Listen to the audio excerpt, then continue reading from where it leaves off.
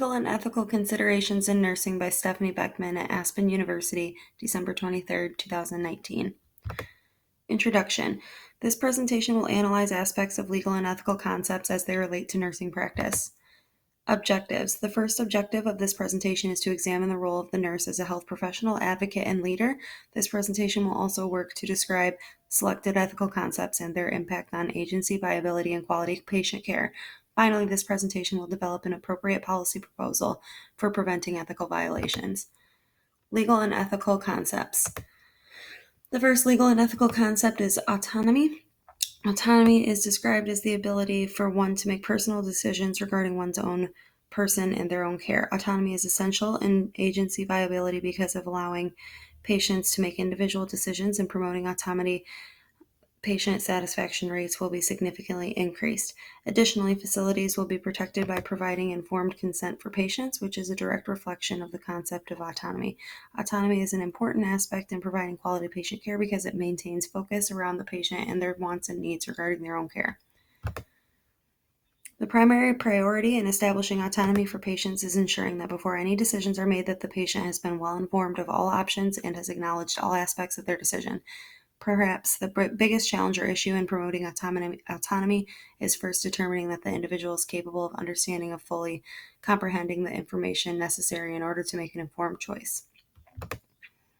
Beneficence is the concept that one's actions should always promote good and ultimately work to benefit the well-being of others.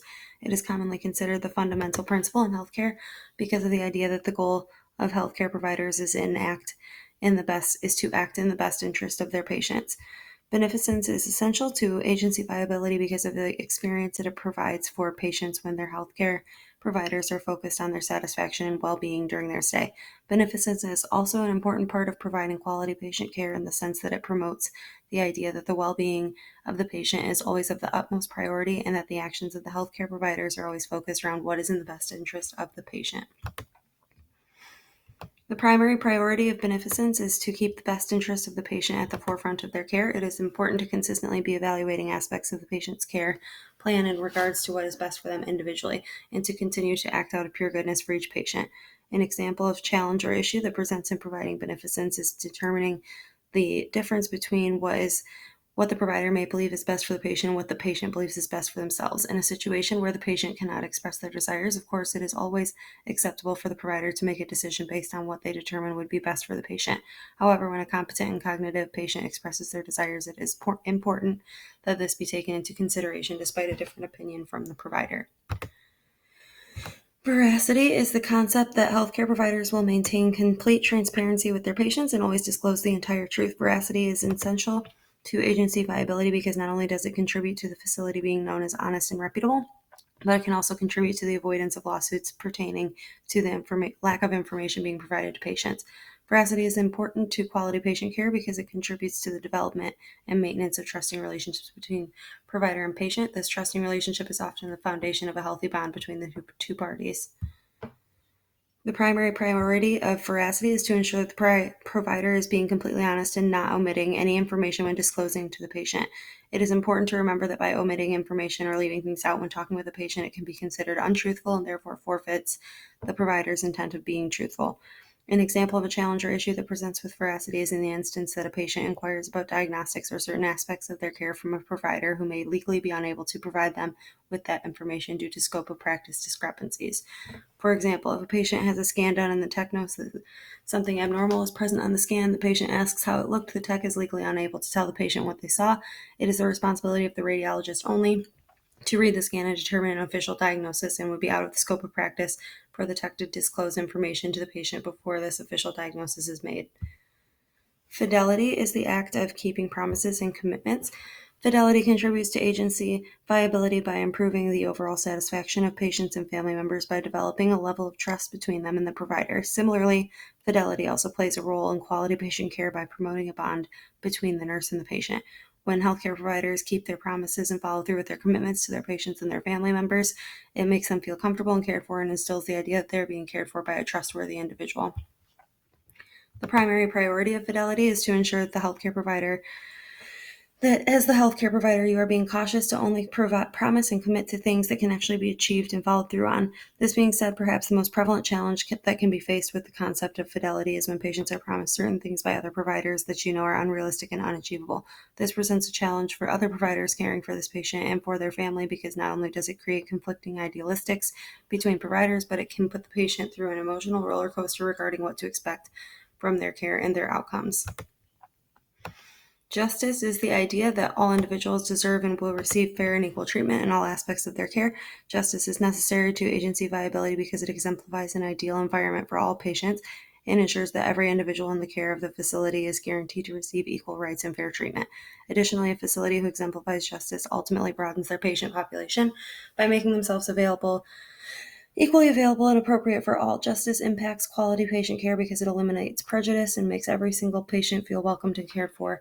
It also provides patients with a sense of comfort and ease that they will receive appropriate care.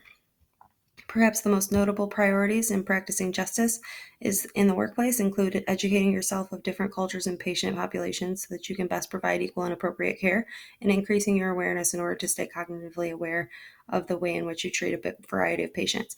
Challenges in practicing justice present when providers encounter unique patient populations for which they are fairly inexperienced with. This can present a challenge because it can be difficult to provide equal and adequate care for an individual who is a part of a culture or population that you have very little experience with managing. Violating ethics. One article describes the potential ethical issues and violations that present in certain instances of HIV testing. The article concludes that so long as the HIV testing methods were implemented in a way that patients were fully aware that they were being tested, were presented with an opportunity to refuse testing, were given adequate pre-test information as well to make a well-informed decision about whether or not they would like to be tested, and were presented with an opportunity to engage in further discussion with their healthcare provider, then the testing methods fulfilled ethical responsibilities to the patients and respected patient rights. If these stipulations were not met in the HIV testing process, there would be a direct violation of ethical duties and responsibilities.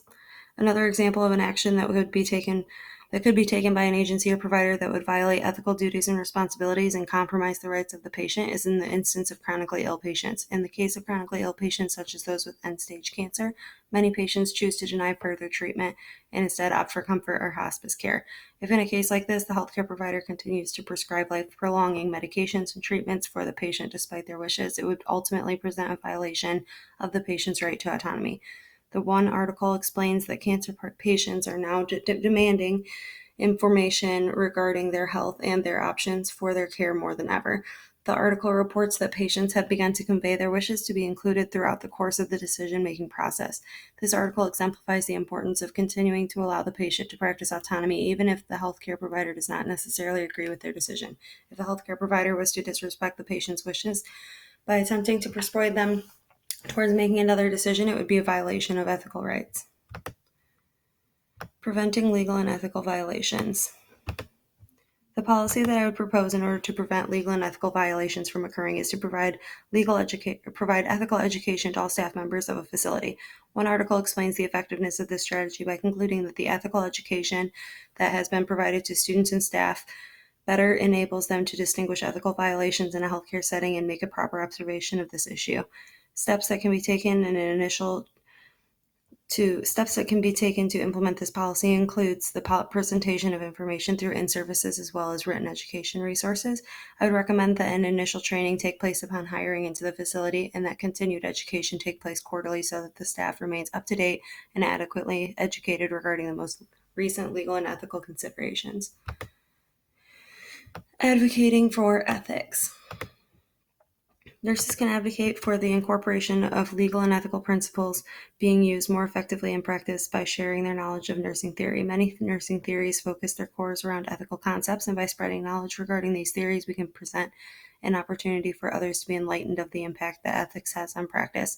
Another way that nurses can advocate for the incorporation of legal and ethical principles being used more effectively in practice is by educating patients about the ethical principles and concepts so that they can be more aware of their own ethical rights throughout the course of their care. Perhaps the most notable way in which nurses can advocate for the incorporation of legal and ethical principles in practice is to lead by example. One article describes how nurses who generally play a dual role in both as both a healthcare provider and a researcher, can readily apply their knowledge and experience with ethical principles such as autonomy, beneficence, and justice to their nursing practice. This means that nurses are in the perfect position to advocate for ethical rights because they are the first line of professionals carrying them out and caring for their patients. Conclusion. In conclusion, this presentation has analyzed aspects of legal and ethical concepts as they relate to professional nursing, to the profession of nursing. These are the references that I utilized for the purpose of this assignment. Thank you very much.